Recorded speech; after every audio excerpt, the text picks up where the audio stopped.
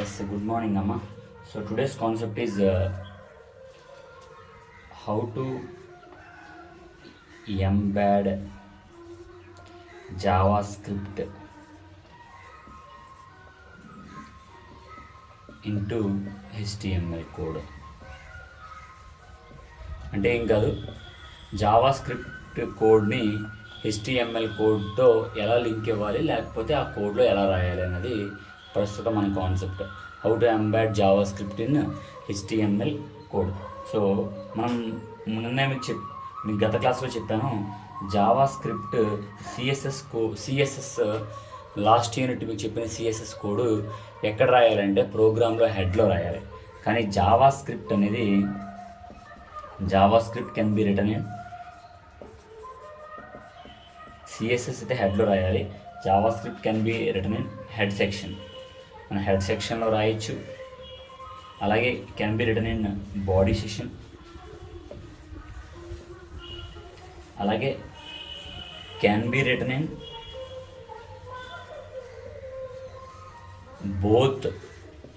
అంటే రెండు, ఒక ప్రోగ్రాంలో హెడ్లోనూ రాయొచ్చు, అలాగే బాడీలో కూడా రాయొచ్చు. ఓకేనా? అలాగే నిన్న మనం మీకు లాస్ట్ టైం సిఎస్ఎస్లో 3 టైమ్స్ చెప్పాను చూడండి. ఇన్లైన్, ఇంటర్నల్ సిఎస్ఎస్, అలాగే ఎక్స్టర్నల్ సిఎస్ఎస్ అని. అంటే ఇన్లైన్ అంటే ఏంటి? ఫర్ ఎగ్జాంపుల్ ఏదైనా సిఎస్ఎస్ స్టైల్ ఇవ్వాలనుకున్నాం అనుకోండి. సిఎస్ఎస్ స్టైల్ ఇలా ఒక లైన్లో, ఈ లైన్ వరకే. అంటే ఫర్ ఎగ్జాంపుల్ ఇక్కడ ఈ లైన్లో సంథింగ్ ఏదో హెడ్డింగ్ ఉందనుకోండి, సో ఈ లైన్ వరకే. అది ఇంటర్నల్ అనుకోండి, ఎంటైర్ ప్రోగ్రామ్ వరకు. అదే ఎక్స్టర్నల్ అనుకోండి, ఇప్పుడు ఒకే స్టైలు గ్రూప్ ఆఫ్ కొన్ని ప్రోగ్రామ్స్కి ఇవ్వాలనుకుంటే, so using external CSS style ఉపయోగించి మనం అన్ని ప్రోగ్రామ్స్కి అదే స్టైల్ ఇచ్చేవాళ్ళం. So same way JavaScript కూడా హెడ్లో రాస్తారు, బాడీలో రాస్తారు, అలాగే ఎక్స్టర్నల్ ఫైల్ కింద కూడా రాయొచ్చు. అలాగే ఒక ప్రోగ్రాంలో హెడ్లోనూ రాయొచ్చు, రెండింటిలోనూ కూడా రాసేయచ్చు అనమాట. So let's see example. So structure of Java program అని. సో జావా స్క్రిప్ట్ యొక్క స్ట్రక్చర్ ఎలా ఉంటుంది, సో మీకు అది చెప్తున్నాను. సో ఫస్ట్ నార్మల్గానే HTML. సో నేను హెడ్లో టైటిల్ రాస్తున్నాను. సో ఏం రాస్తానంటే స్క్రిప్ట్ ఇన్ హెడ్ ట్యాగ్ అని రాస్తున్నాను. అంటే నేను ఇప్పుడు హెడ్ ట్యాగ్లో రాస్తాను అనమాట. సో టైటిల్ క్లోజ్ చేశాను. సో క్లోజ్ చేస్తున్నాను. సో క్లోజ్ చేసి ఇప్పుడు జావా స్క్రిప్ట్ అనే హెడ్డింగ్, జావా స్క్రిప్ట్కి సంబంధించిన కోడ్ రాస్తున్నాను. సో మొన్న మీకు చెప్పాను, జావా స్క్రిప్ట్ సంబంధించిన కోడ్ రాయాలంటే ఖచ్చితంగా మనం స్క్రిప్ట్ ఉపయోగించాలి. స్క్రిప్ట్ సో టైప్ ఏంటి, జావా స్క్రిప్టా లేకపోతే వేరే ఏదైనా ప్రోగ్రామేటిక్ ఉపయోగిస్తున్నామా అది. సో దాన్ని టైప్ అంటారు. సో ఇక్కడ చాలా వరకు లాంగ్వేజ్ అని వస్తుంది. ఈక్వల్ టు ఇప్పుడు మనం ఉపయోగిస్తుంది ఏంటి, జావా స్క్రిప్ట్. అది ఎందులో రాస్తున్నాము, టెక్స్ట్లో రాస్తున్నాం. సో ఓకేనా? సో అయిపోయింది. ఇక్కడ మనం ఏదో సంథింగ్ హలో బిఎస్సి లేకపోతే హలో బిఎస్సి ఫైనల్ ఇయర్స్ అని రాసుకోండి. ఇది ఇప్పుడు స్క్రిప్టింగ్ స్టేట్మెంట్స్ అవుతాయి. ఈ స్క్రిప్ట్ ట్యాగ్ సంబంధించిన స్టేట్మెంట్స్ అవుతాయి. దీన్ని స్క్రిప్టింగ్ స్టేట్మెంట్స్ అని అంటారు. సో ఇప్పుడు మనం ఎక్కడ రాసాం, అది హెడ్లో రాసాం. సో ఆటోమేటిక్గా ఇక్కడ స్క్రిప్ట్, జావా స్క్రిప్ట్ ఓపెన్ చేసాం కాబట్టి ఇక్కడ జావా స్క్రిప్ట్ క్లోజ్ చేస్తున్నాం. సో నెక్స్ట్ బాడీ ఓపెన్ చేస్తున్నాం. సో బాడీలో హలో బేకమ్ అని ఇచ్చాను. సో ఆటోమేటిక్గా బాడీని కూడా నేను క్లోజ్ చేస్తున్నాను. సో బాడీని కూడా క్లోజ్ చేశాను. అలాగే ఫైనల్ ఎండ్ HTML కూడా క్లోజ్ చేశాను. సో ఇప్పుడు దీన్ని ఏమంటారు అంటే structure of JavaScript program in head ట్యాగ్లో ఉపయోగిస్తే ఇలా రాయాలి. సేమ్ ఫర్ ఎగ్జాంపుల్ ఇదే ప్రోగ్రామ్ని బాడీలో ఉపయోగించామనుకోండి. సో ఏం చేస్తాను, ఇక్కడ స్ట్రక్చర్ ఇన్ బాడీ ట్యాగ్ అని రాసుకోండి. సేమ్ ఇదే లైన్ పట్టుకొచ్చి ఏదైతే ఈ 2 ముక్కలు ఉన్నాయో ఇవి యాక్చువల్గా ఎక్కడ ఉన్నాయి, హెడ్లో ఉన్నాయి. సో ఇక్కడ నేను హెడ్ క్లోజ్ చేయలేదు కాబట్టి ఇక్కడ హెడ్ క్లోజ్ చేసేస్తాను.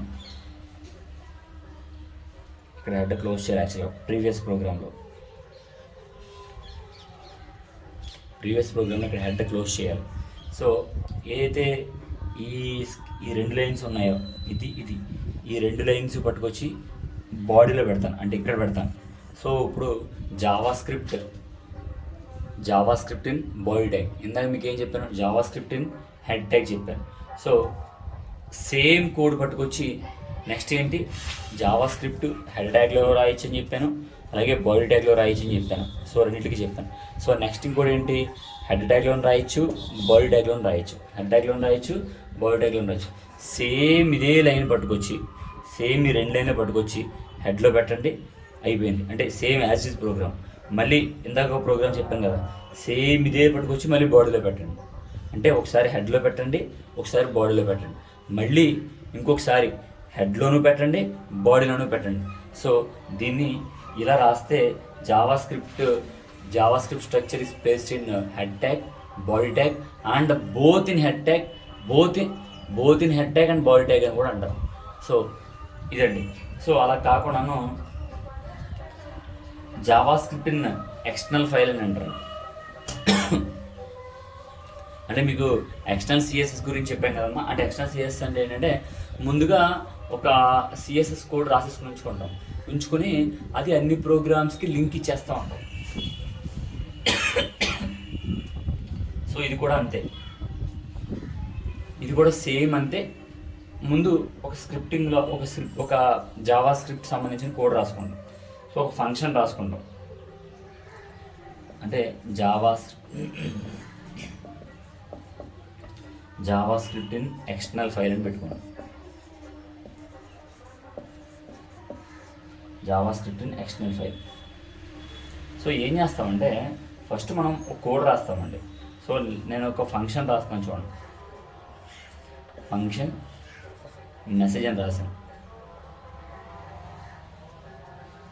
మళ్ళీ చెప్తున్నాను చూడండి, ఇలా ఏదైనా ఫంక్షన్ ఇలా సెమీకోలన్ పెట్టి ఉత్తిన ఇలా ఉంటే దీన్ని ఫంక్షన్ డెఫినేషన్ అని అంటారు. అలా కాకుండా ఇలా ఫంక్షన్ ఉండి దానికి ఇలా ఒక బ్రాకెట్ ఓపెన్ చేసి ఇలా క్లోజ్ చేసి ఉంటే దాన్ని ఫంక్షన్ డిక్లరేషన్ అంటారు. సో నేను మామూలుగా మనకి ప్రింట్ఎఫ్, స్కాన్ఎఫ్ లేకపోతే system.out.printlnలో ఎలా అయితే స్టేట్మెంట్స్ ఉపయోగిస్తారో ఇక్కడ అలా స్టేట్మెంట్స్ ఉపయోగిస్తాను. హలో రాము అని. సో యాక్చువల్గా ఇది ఒక ఫంక్షన్ అండి. సో ఈ ఫంక్షన్ని నేను ఏం చేస్తానంటే సేవ్ చేస్తాను. ఫస్ట్ ఒక ఫంక్షన్ రాస్తాను, దాన్ని సేవ్ చేస్తాను. సో ఎలా సేవ్ చేస్తున్నాను అంటే bsc.js అని సేవ్ చేస్తాను. JS for Java script. ఇప్పుడు ఈ కోడ్ని ప్రతి ప్రోగ్రామ్కి లింక్ ఇచ్చేసుకుంటూ వెళ్ళిపోతాను. ఈ ప్రోగ్రామ్ ఇట్లా ఒక ఫంక్షన్ ఓపెన్ చేశాను, ఆ ఫంక్షన్కి సేవ్ చేశాను. ఎలాగా bsc.js అని. మీ ఇష్టం, bsc.js కాకపోతే ఏదో ఒక పేరు మనం ఇచ్చుకోవచ్చు. సో ఇప్పుడు ఇది మనం ఇక్కడ జావా స్క్రిప్ట్ మీద సేవ్ చేసిన, అంటే JS అనేది సేవ్ చేసిన ఏదైతే ఫైల్ ఉందో ఆ ఫైల్ HTML కోడ్కి ఇస్తున్నాం. సేమ్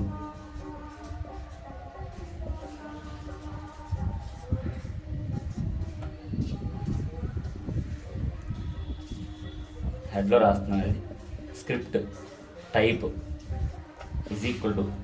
సో అది మనం రాసేది టెక్స్ట్లో రాస్తున్నాము. సో మనం ఉపయోగించే లాంగ్వేజ్ జావా స్క్రిప్ట్. ఓకేనండి. సో నెక్స్ట్ ఓకే, ఇప్పుడు నేను పైన రాసాను చూసారా bsc.js అని, ఆ ఫైల్ తెచ్చుకుని దీనికి లింక్ ఇచ్చుకుంటున్నాం. సో RC అంటే సోర్స్ అమ్మ. సోర్స్ అంటే ఎక్కడ ఉంది ఆ ఫైల్ అని. సోర్స్ ఈజ్ ఈక్వల్ టు మనం C డ్రైవ్లో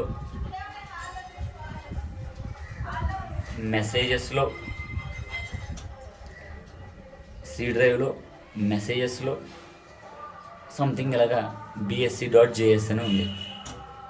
అది ఇక్కడ మనం రాయాలి. సో రాసి $, క్లోజ్ చేయాలి. సో క్లోజ్ చేసి ఆటోమేటిక్గా ఇక్కడ స్క్రిప్ట్ ట్యాగ్ ఓపెన్ చేసాం కాబట్టి ఈ స్క్రిప్ట్ ట్యాగ్ని క్లోజ్ చేసి పడేస్తున్నాను. సో ఆటోమేటిక్గా ఇక్కడ హెడ్ క్లోజ్ చేసి పడేస్తున్నాను. సో నెక్స్ట్ బాడీలో సంథింగ్ ఏదో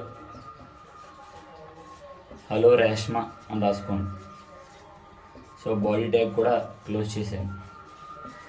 సో ఆటోమేటిక్గా HTML కూడా క్లోజ్ చేశాను. ఇప్పుడు చూడండి ఇక్కడ script tag, Java script tag సంబంధించింది మనం ఎక్స్టర్నల్ కోడ్ అయినా సరే ఎక్కడ ఉపయోగించాం, హెడ్లో ఉపయోగించాం. సేమ్ మీరు బాడీలో ఉపయోగించవచ్చు. మళ్ళీ సేమ్ బాడీలోను సేమ్ పట్టుకొచ్చి బాడీలో రాసేయచ్చు.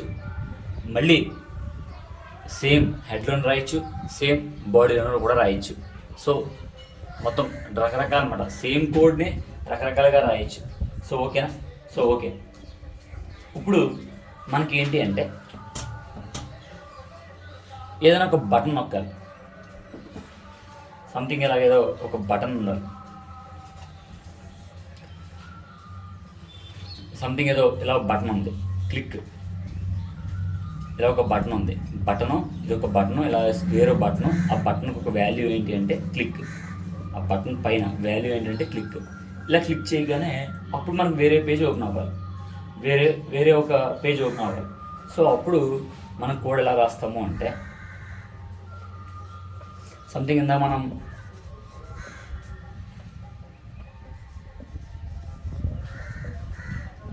Same script type is equal to text slash Java script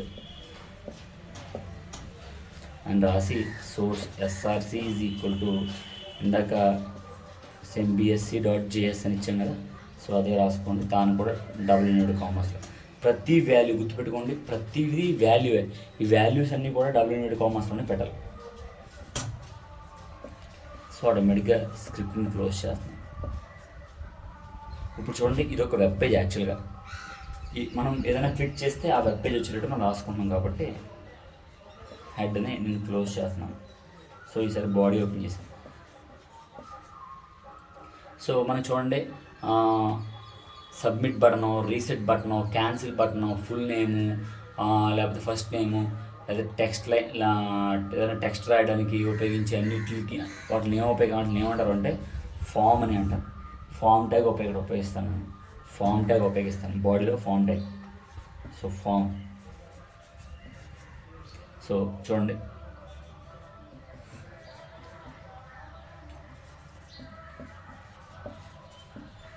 మీకు మనం ఇందాక చెప్పాను, ఈ బటన్ని క్లిక్ చేస్తే అంటే ఇన్పుట్ మనం క్లిక్ చేసి ఇస్తున్నాం కాబట్టి ఇన్పుట్ టైప్ ఇస్తున్నాం కాబట్టి ఇన్పుట్ టైప్ అని అంటాం. బటన్. సో ఆ బటన్ మీద మనకు ఇలా రాస్తాం క్లిక్ అని. సో ఇప్పుడు ఇది వాల్యూ అవుతుంది.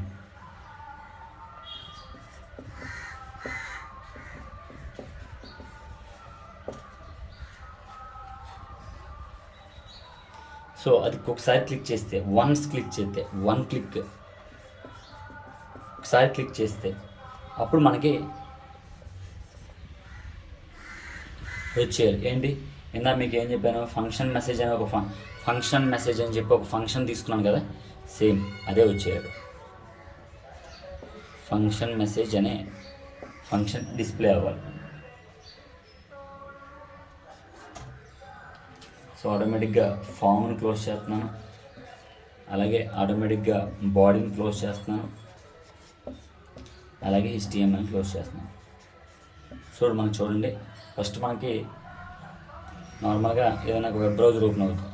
సో దాని మీద ఇక్కడ క్లిక్ అని ఇలా బటన్ వస్తుంది. ఇది మనం క్లిక్ చేయగానే అప్పుడు ఈ మనం ముందుగా స్టోర్ చేసిన జావా స్క్రిప్ట్ యొక్క వెబ్ పేజ్ అక్కడ ఓపెన్ అవుతూ ఉంటుంది. So this the one type of అండి. సో మనకి ఇంకోటి ఏంటంటే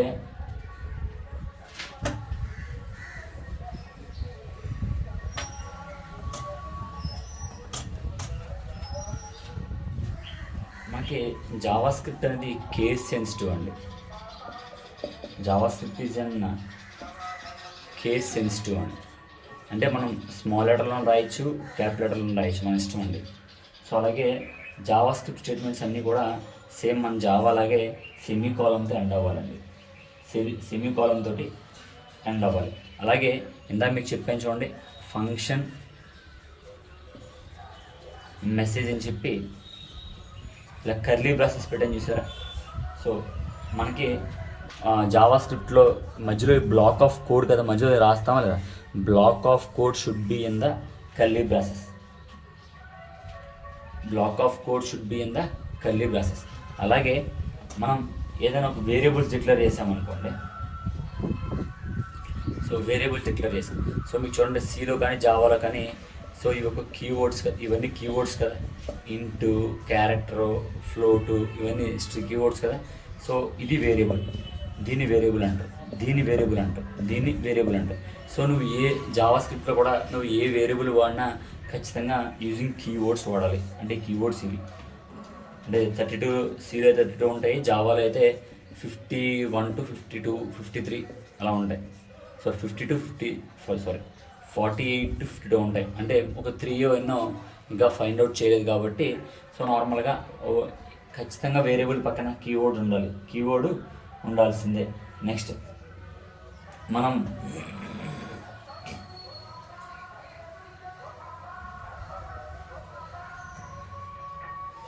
ఇప్పుడు ఫర్ ఎగ్జాంపుల్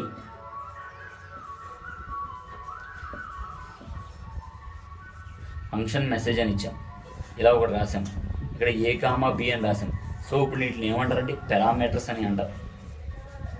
మీకు జావాలో చెప్పాను పారామీటర్స్ అని అంటారు. ఫంక్షన్ లోపల ఇలా రౌండ్ బ్రాకెట్ మధ్యలో ఏమైనా ఇస్తే వాటిని పారామీటర్స్ కానీ లేకపోతే ఆర్గ్యుమెంట్స్ కానీ అంటారు.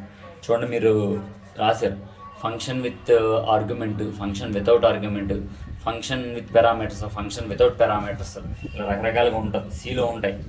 సో మీకు చెప్పేది లేదో నాకు తెలియదు కానీ సో ఏదైతే ఈ రౌండ్ బ్రాకెట్ మధ్యలో రాస్తామో వాటిని పారామీటర్స్ కానీ ఆర్గ్యుమెంట్స్ కూడా అంటారు. సో జావా స్క్రిప్ట్లో కూడా అంతే, నువ్వు ఏదైనా పారామీటర్స్ కానీ ఆర్గ్యుమెంట్స్ కానీ ఇవ్వాలి అనుకుంటే ఖచ్చితంగా ఈ బ్రాకెట్ మధ్యలోనే రాయాలి. సో అలాగే మనం సీలో డాక్యుమెంటేషన్ సెక్షన్ అని అనుకున్నాం. అంటే ఏదైనా ఒక ప్రోగ్రామ్కి పేరు సమ్ ఆఫ్ 2 numbers అని పెట్టుకుంటే ఇలా మనం కామెంట్స్ ఇస్తాం, దీని మధ్యలో రాస్తాం సమ్ ఆఫ్ 2 numbers అని. సో దీన్ని సింగిల్ కొటేషన్ అని అంటారు, సింగిల్ కామెంట్ అని అంటారు. అలా కాకుండా ఇలా కూడా రాసుకోవచ్చు, ఇలా డబల్ స్లాష్లు పెట్టుకొని సమ్ ఆఫ్ 2 numbers అని అనుకోవచ్చు. దీన్ని డాక్యుమెంటేషన్ సెక్షన్ అని అంటారు. అంటే ప్రోగ్రామ్ పైన సో ఈ సిస్టమ్కి ఎటువంటి సంబంధం లేదు, మనం మామూలుగా రాసుకుంటాం అంతే, పేరు రాసుకుంటాము సమ్ ఆఫ్ 2 numbers అనే ప్రోగ్రాము. సో ఇదేమో సింగిల్ కొటేషన్స్, సింగిల్ కామెంట్, ఇదేమో డబుల్ కామెంట్. సో అలాగే జావా స్క్రిప్ట్లో కూడా మనం ఖచ్చితంగా కామెంట్స్ అనేది రాయొచ్చు, రాయకపోవచ్చు. ఓకేనా? ఇప్పుడు అలాగే